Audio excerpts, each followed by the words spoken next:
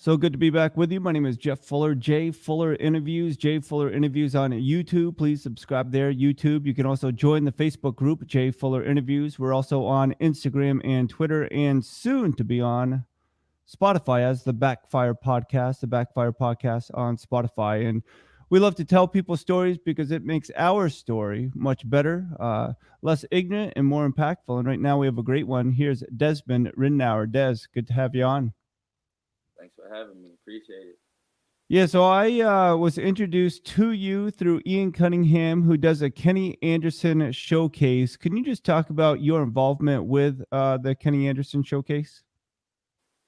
Yeah, Ian Cunningham, a real good friend of mine, told me about the podcast. I think he was on not too long ago, and just told me I would be able to come on here and share my story and let people know who I am. But at the showcase, Kenny Anderson showcase, I was a dunking contest judge. I also helped around in some of the drills. It was a great outing. We had a lot of kids come out. It was much more people than we thought, and I believe Ian did a great job as well, just having it free and everybody able to come out and have opportunities for the Yeah. future. But I was a judge in the dunking contest. That was my main thing for the showcase. So, Des, there's a couple pictures behind me. They're a little bit blurrier. I guess there's a glare on them of you dunking. When did you realize you had that ability to jump so high? I realized it in high school, like freshman sophomore year. A lot of the upperclassmen were dunking and throwing them down. So I was in the weight room one day. I was real determined to just do whatever I could to jump higher and get up there one day. So I was doing calf raises and a whole bunch of leg workouts. And then I always tried to dunk after practice. Like I would try like at least 50 to 100 times because I just wanted to get it that bad. And then after my first one, it was just like I couldn't stop. After that, it just got better and better and better and better. But I think it was because I tried so much, just kept jumping and jumping. I think it just increased naturally. How old were So you when you my dunked? junior year was the first time I dunked in the game. But like sophomore year, this summer of going into junior years, when I had my first dunk. So, talk to me a little bit about that. You grew up in Ohio. Was basketball your first love? No, basketball wasn't actually. Football was. I grew up in Cleveland, Ohio. I was athlete all around. Did a lot of sports. Football was my first love actually. I played defensive back and I played quarterback, and I fell in love with basketball as well. Probably more so in middle school, high school, when I started playing AAU and traveling to different states, and it was like, okay, I either go to this track meet or Friday, or I go to New York as a 13-year old and travel and go play versus other competition in the country. So I think that's why basketball kind of took over in my favor. And so, But for you, just with growing up, I was real athletic. I played all sports. I played track, baseball, basketball. Was a well-rounded athlete. My mom got me involved into the sports world, and I never looked back ever since. All the friends that I made, all the relationships that I built, have been through athletics in school. So it's been a good journey. I'm still sticking with it till now, till today. So I still love to be around it, working out. So how old are you, Desmond? I'm 26 years old. And so with basketball, there's AAU. With football, is there any like year-round or highlight program that they have, at least where you were? Is that kind of what led you to play at Kent State, just because AAU get to highlight your skills? So yeah, for basketball, AAU does have an outlet um for you to get seen by colleges. But for other sports like football, some other sports that you may not think are all year round, if you go to the southern states, they're all year round. They're outside. They're all year round. Football is all year round. Basketball is all year round. Um, like even in New York, they have courts on every corner, and they're out there playing even when it's freezing cold outside. So AAU gives you the opportunity.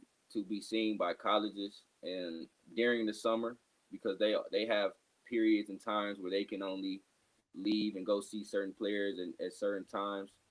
So AAU gives you advantage to be seen not only during the winter while basketball is playing, but also during the summer. But if you go to those southern states, Texas, Florida, a lot of times they're all year round. So it depends on where you live, actually. Yeah, it's a lot different than being up here in Vermont in the Northeast. But Charlotte, the Right, Hornets right. have a nice little. They have a nice little guard that played for the Boston Celtics. He played well for them, and I understand that Terry Rozier was an AAU teammate. What was it like for you to play with Terry? Oh, we had a ball. It was super fun. We had jokes and insiders during the game that we used to have. When either I would get hot and hit like 5, 6 straight baskets, I'll look over at the bench and just start laughing, and then he comes in and does the same thing. And it's super funny because every time we see each other, we kind of laugh and we both know what each other's thinking because we just reminisce about that moment. But it was great, very fun playing with Terry. One a very good friend of mine. Um, and I think we were probably the best backcourt in Ohio. I don't think nobody will argue with me on that one. Now, how tall are you, Des? I'm 6'2". So, did you get a growth spurt, or did you just kind of grow gradually along the way?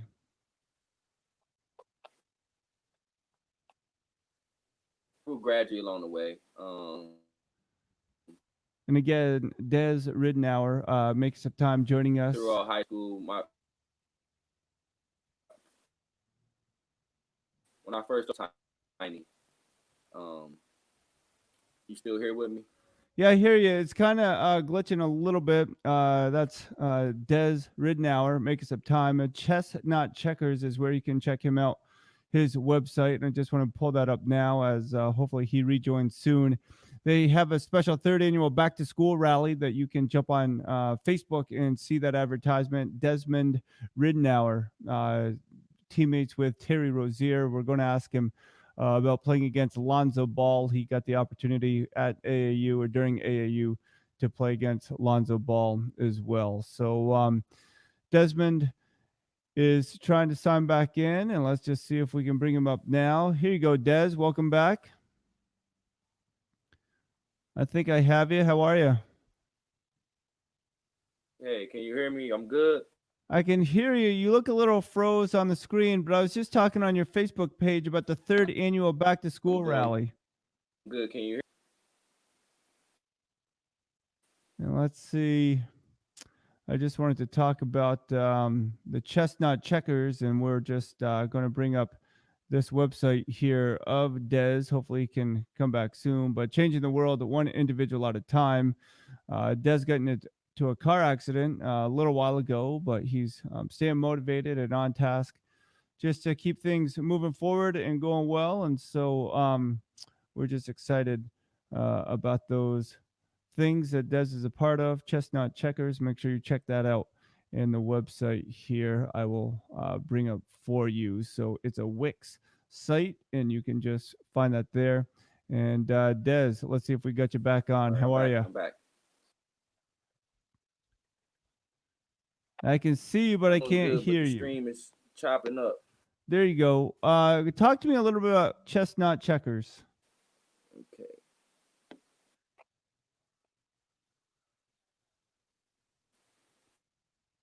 Desmond Am I on here, Ridenour, Jeff? our guest. And behind me, you can see some of the highlights, some of the pictures when he was at Kent State, number 32. And Desmond Ridenour, welcome back.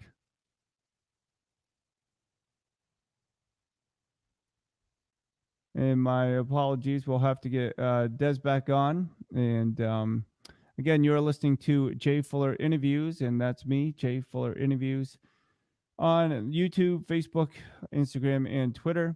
And Desmond Ridenour makes some time. Chestnut Checkers is the website, and you can certainly find information at newbolden92.wixsite.com / CKC1. Let's try this once more. Des, are you Here we back? go. I'm Good, back. good. I'm back. Man, oh man. Yeah, I'm not sure what happened I'm there, here. but talk to me a little bit about chestnut checkers. Yeah, sorry, I'm not sure either. Chestnut Checkers is actually a nonprofit organization. My cousin Azel Bolden had put it together and kind of implemented me in to the nonprofit, and it's all our mission statement is to improve our community one person at a time and help our youth grow into successful individuals through teaching chess, which increases critical thinking skills. The KNOT for not is for ties and bow ties for presentation, how to present Nice. yourself. So we're just trying to build the young kings and queens in the community, have something for them to look forward to, and we're doing it through the game of chess. So the way you move, staying moves ahead, implementing that from the game of chess to life, everyday situations, the pawns, what the pawns do in your life, how you're supposed to move them on the board, how every piece moves, which also is how every piece moves in your life, how you treat your queen, how is the queen treated by the people around him, and just having those better decision making skills for the youth is what it's all about. I like that. That's really good. Hey, when you played at Kent State, did you always want to get involved with a nonprofit? Yes, I did. I always knew I wanted to get involved with the nonprofit to give back to the community. I also knew that I would always be in the field of education. Um, Really good. it was What was your always like major? a integrated S- study, so I'm in the field of education. Oh, very good. Hey, talk about that recruitment process. Was Kent State where you always wanted to go, or how did you choose to end up at Kent State? Um, so the recruitment process was a little different for me. In high school, I went to a prep school in North Carolina called Mac Prep Elite Training, and from there, I went to Duquesne University. But for the recruiting process, Kent State had recruited me through high school. The whole staff knew who I was, and I didn't. I went to Duquesne for all the right reasons, of course. A great academic school, it's close to home. It's very in a good basketball conference in the Atlantic 10. Um, it just didn't work out there. We weren't a winning program, and it was something that I wasn't used to. Yeah. So when I transferred to Kent, I had a good history from the university. My granddad was alumni there. My mom was also alumni there. My sister. So I felt comfortable like just getting there on campus, feeling like okay, this is more so the place that I need to be. And then from there, it was I was fortunate enough to still have those same coaches who recruited me from high school. So I still had a relationship there, and I mean it was immediate impact for me as soon as I got there. My junior year, I had the red shirt my junior year, and after that, the first year that I played, we won the MAC tournament and ended up going to the NCAA tournament, which was a great experience. And it wasn't Kent. I will say Kent wasn't my first choice coming out of high school, but you never know where you're going to end up. So with a lot of adversity, experience, and prayer, I was able to end up in a good situation. Now, whether it's playing at Kent or Duquesne or AAU or the prep school you went to, just facing incredible competition, I was reminded or brought to my attention that you actually played against Lonzo Ball. Does that make you Yeah. nervous when you see these high profile athletes, or do you just say, you know, you got skills, I got skills, let's go play a game? Oh yeah. I mean that brings the best out of me when I see a guy who's at a higher level or ranked really high or potentially on the draft board. And I've played against a lot of players that are in the NBA now, which I did have an advantage on when we played. So a lot of times I look at it and I know that I can compete when I see somebody who has a big name or if I come into a game and it's somebody who may be a high level player, it brings me to the challenge. I don't back down. I don't get nervous. I kind of take that challenge and compete at a high level, and I think most of the time I do have the advantage, but um, it's about the work that I was able to put in to be in For that sure. position. So when I see those Hey, so players, I get excited. I get real excited. on your Facebook page, it talks about the third annual back to school rally. Could you just share a little bit about that? Okay, yeah. So the back to school, we have back to school book bags. We have notebooks, school supplies, pencil, crayons, markers. It's another thing that um, me and my cousin had started, who I started with the nonprofit organization. His name is Azel Bowden. This is our third year doing it. The last couple years have been great. Um, this year is a little different, of course, being virtually. We just have a drive by where they pick up the bags. We don't have it when they're coming in, and normally we have stuff for the kids to do, fun activities, bounce arounds and coloring and candy and stuff like that. But with the COVID going on this year, we tried to make it as safe as possible for everybody for us to still be able to do it.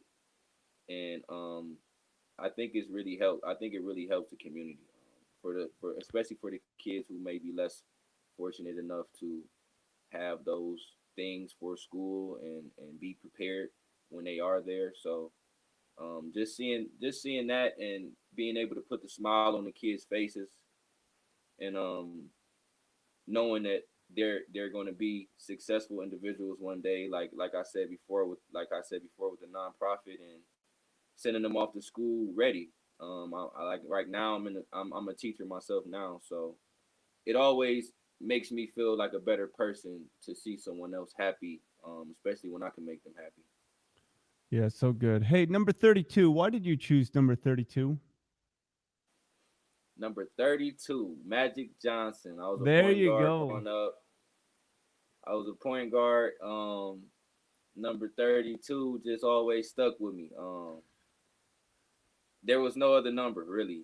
It was I didn't like the single numbers really like that. I wore one growing up a lot, and then in high school I wore 30. I wasn't able to get 32, but once I was able to get 32, actually one of my teammates had it too before, and I was telling them like, "Yo, we might have to play 1-on-1 for that 32," and it all worked out.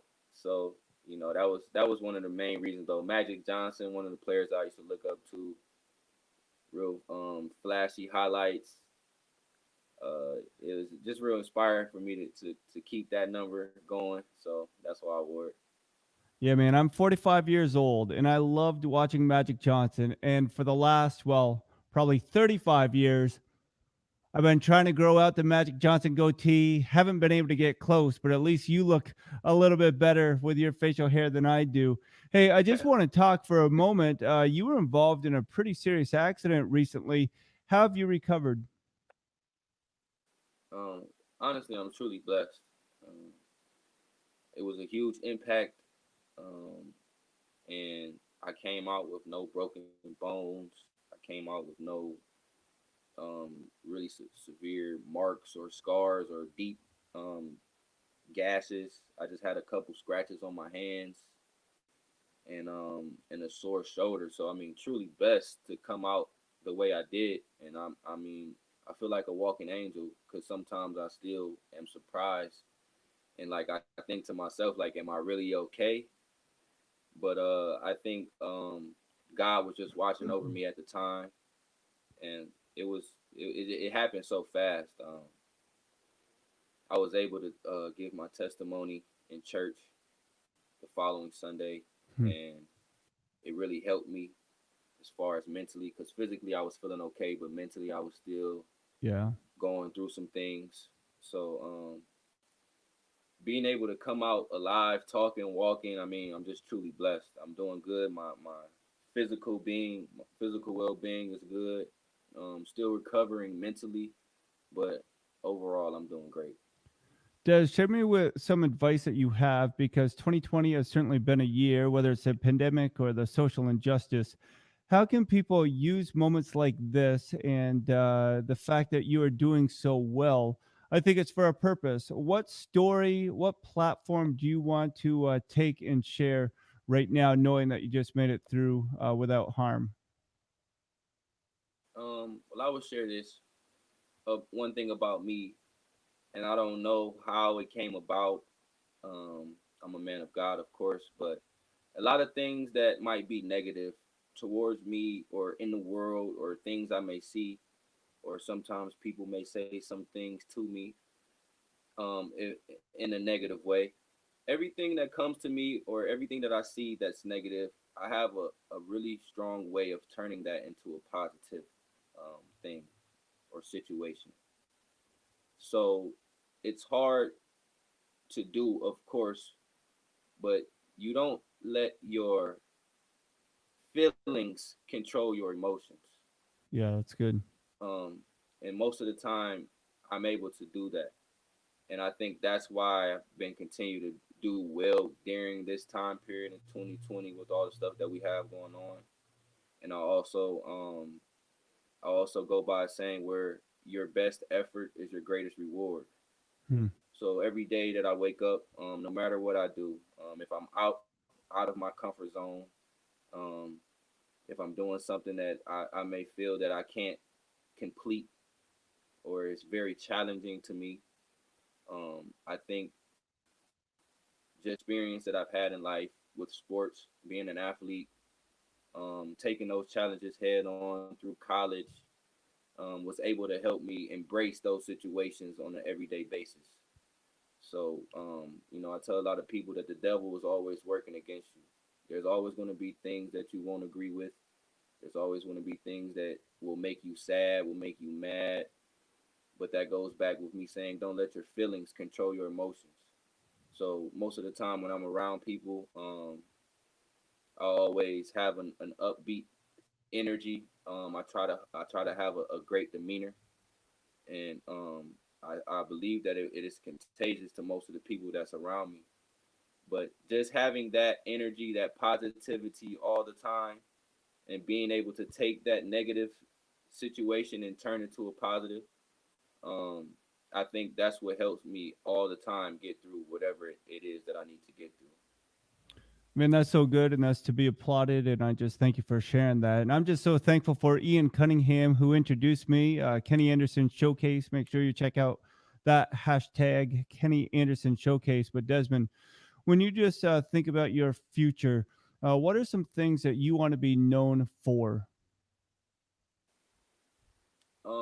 I just want to be known for being the best person that I can be. Um, I want to be known for helping my community. Someone who was always a man of his word. I want to be known for inspiration and motivation to my students, to the youth. Um, my mother was an influence on my life, and she was a teacher for over 40 years. And we sometimes will travel out of state, and we'll be in New Jersey or we'll be somewhere not in Ohio, and she'll see one of her old students that she had in maybe first or second grade, and they'll start screaming, "Oh my God, Miss Carpenter, I can't believe it's you!" And I mean, it's like they seen LeBron James. So that was one of the things that I seen her have that influence on her kids, and how she really made a difference. Just being a teacher. She wasn't a huge role model to the world, the country. She wasn't this on the pedestal person where everybody knew, but the people that was in her life and the way that she was able to affect them, um, it rubbed off on me completely, and that's what I want to be known for. Oh, Des, that's really good. A couple questions, then we'll get you out. Thanks again for making the time. The first is simply this: if or when the TV, movie, or feature film is made about your life, who do you want to play you in that feature film? Who do I want to play me? So while you think, Mark I always, Wahlberg. there you go. That's a good one. I always say The Rock, Dwayne Johnson, and so Mark Wahlberg. Take that. The second part to that question is, who plays the love interest in that feature film about your life?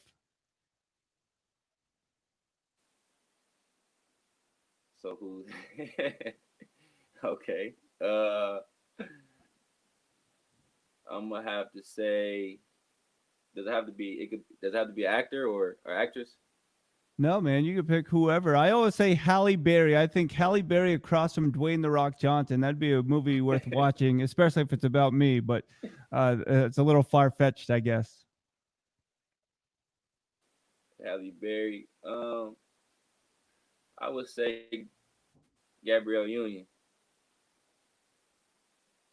Say that once more. You broke up. Gabrielle Union. Oh, okay. There you go. There you go. Gabrielle Wade. Hey, Des, thanks so much for making the time. We wish you all the best, and we're going to reconnect at another time. Hopefully, the connection will be stronger. But thanks for sharing your story. We want people to go check out Chestnut Checkers, and they can find you on Facebook as Desmond Ridenour. Des, thanks so much. No problem, definitely. And I'm always willing to come back on and talk, and do whatever with the podcast. Thanks for having me. I enjoyed it. Have a Yeah, good one. for sure. And again, that's Desmond Ridenour. And I'm just so grateful for Ian Cunningham giving these introductions. Kenny Anderson Showcase, Kenny Anderson Showcase. Check out that hashtag, Desmond Ridenour. Chess, not checkers. I love the fact that the K is for the knot and the bow ties and presenting yourself in a fashion that is admirable and honorable. Chestnut Checkers is where you can find more information. And we thank you so much for making the time and being a part. My name is Jeff Fuller. Jay Fuller Interviews on YouTube, the Facebook group. Make sure you join Instagram and Twitter. Also, soon coming, the Backfire podcast on Spotify, iTunes, and all over. You can listen to a podcast. All right, all. Thanks so much. You guys have a great night. We'll talk to you again later.